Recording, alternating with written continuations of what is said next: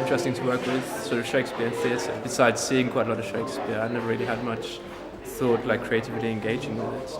Coming in, watching performances and being involved in the workshops, it's kind of helped kind of inform the work. So easy to take Shakespeare and apply it to pretty much anything, because it's essentially about life in a way. I didn't really expect to have it on show in this particular space, in this particular place in the show, so having it kind of welcoming people in it feels like it's quite right for it. It sort of came just from going back and forth from college and home and going through the West End, and that's sort of my experience mostly of theatre, seeing the outsides of them and seeing it as as advertising and as getting people through and enthusing people. The Lover's Complaint, which is what this piece is called. I was really interested in the performances that I came to see.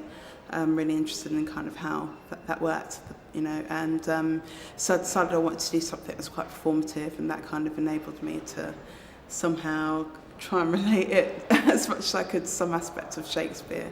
I really like Rose's piece.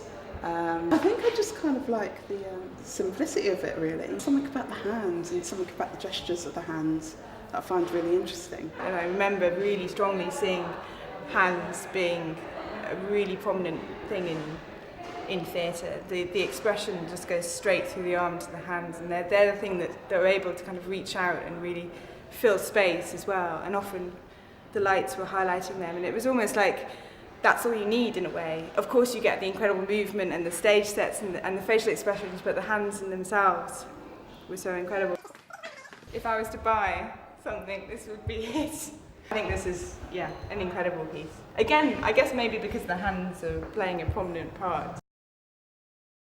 This piece, which I've called The Complete Works, is based on my earliest memories of my contact with Shakespeare's writing, which was a large old copy of The Complete Works of Shakespeare, which was in my parents' house in a cupboard behind a glass door with a key. And obviously it was a great tome with all the original plays and sonnets and things in it.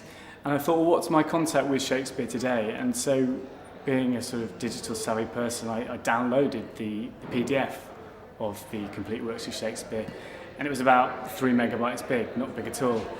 The name The Complete Works of Shakespeare was too long for the title of the file, so even that wasn't there, which felt like a bit of a shame, and so I made it into this constellation.